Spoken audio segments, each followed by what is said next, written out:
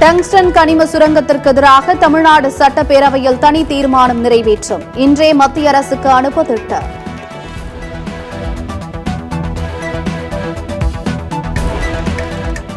சுரங்கம் மற்றும் கனிம திருத்த சட்ட வரைவுக்கு நாடாளுமன்றத்தில் ஆதரித்து வாக்களித்தது அதிமுக தான். தற்போது பேரவையில் தமிழ்நாட்டு நலனுக்காக பேசுவது போல் எடப்பாடி பழனிசாமி நடிப்பதாக முதலமைச்சர் ஸ்டாலின் குற்றச்சாட்டு. டங்ஸ்டன் சுரங்க விவகாரத்தில் முதலமைச்சர் கீழ்த்தரமான அரசியல் ஆதாயம் தேடுவது வெட்கக்கேடானது. எதிர்க்கட்சித் தலைவர் எடப்பாடி பழனிசாமி கண்டனம்.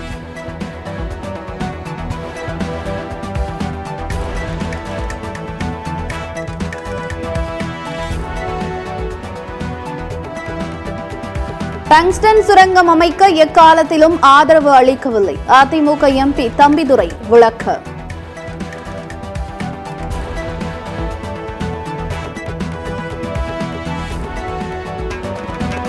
ரிசர்வ் வங்கியின் புதிய ஆளுநராக சஞ்சய் மல்ஹோத்ரா நியமனம். மத்திய அரசு உத்தரவு.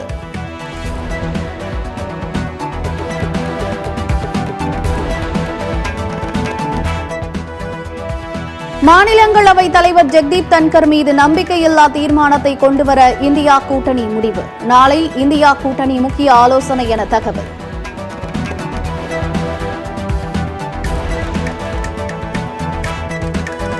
நாடாளுமன்றம் செயல்படுவதை மத்திய அரசு விரும்பவில்லை. காங்கிரஸ் பொதுச் செயலாளர் ஜெய்ராம் ரமேஷ் குற்றச்சாட்டு.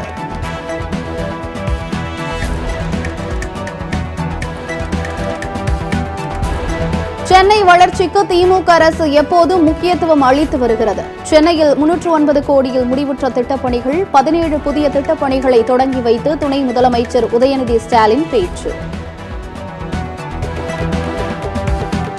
மன்னர் பரம்பரைக்கான மனநிலை என்பதை அழுத்தமாக பதிவு செய்ய விரும்புகிறேன். விடுதலை சிறுத்தைகள் கட்சியிலிருந்து இடைநீக்கம் செய்யப்பட்ட ஆதவ் அர்ஜுனா அறிக்கை.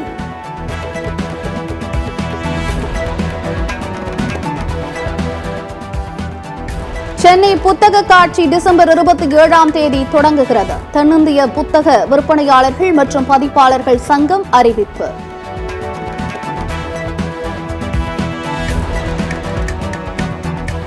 மானாமதுரை தஞ்சை தேசிய நெடுஞ்சாலையில் 2 லாரிகள் நேருக்கு நேர் மோதி பயங்கர விபத்து. பயணிகள் உயிர் தப்பிய அதிசயம்.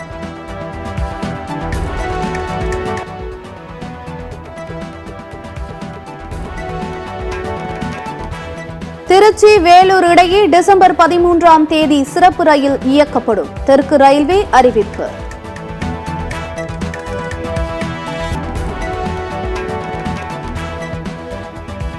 மன்னார்குடி அருகே காதலிக்க மறுத்த கல்லூரி மாணவிக்கு கத்திக்குத்து. வீட்டில் யாரும் இல்லாத நேரத்தில் வீடு புகுந்து காதலன் துணிகரம்.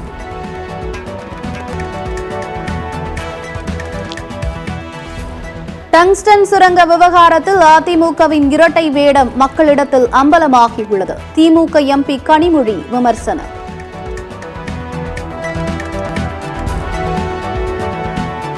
நாகையிலிருந்து இலங்கை காங்கேசன் துறைக்கு அடுத்த ஆண்டு ஜனவரி முதல் மேலும் ஒரு பயணிகள் கப்பல் இயக்க திட்டம்.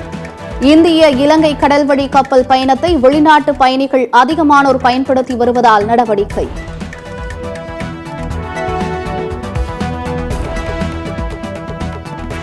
மணிப்பூர் மாநிலத்தில் 9 மாவட்டங்களில் இன்டர்நெட் சேவை தடை. அசம்பாவிதங்களை தடுக்க முன்னெச்சரிக்கை நடவடிக்கை.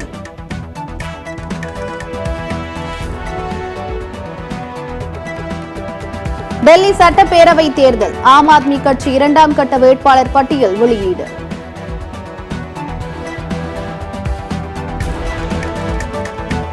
டங்ஸ்டன் திட்டத்தை தமிழ்நாடு அரசு ஆரம்பத்திலேயே தடுத்து நிறுத்தவில்லை. சத்தியம் தொலைக்காட்சி நடத்திய கருத்து கணிப்பில் 72% பேர் கருத்து.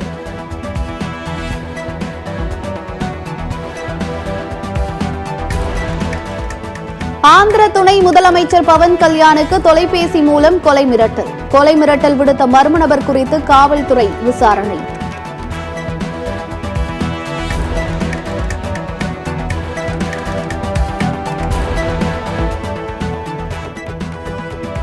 டெல்லியில் பிரபல ஹோட்டலில் பயங்கர தீ. கொழுந்துவிட்டு எரிந்த தீயில் மாடியில் சிக்கிய மக்கள் குதித்து உயிர் தப்பினர்.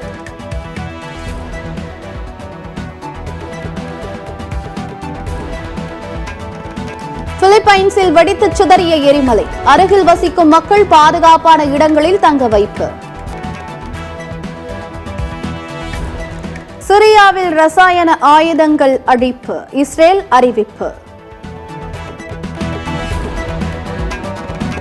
சிங்கப்பூரில் நடைபெற்று வரும் உலக செஸ் சாம்பியன்ஷிப் போட்டியின் 12வது சுற்றில் இந்திய வீரர் குகேஷ் தோல்வி, சீன வீரர் டிங் லிரென் வெற்றி.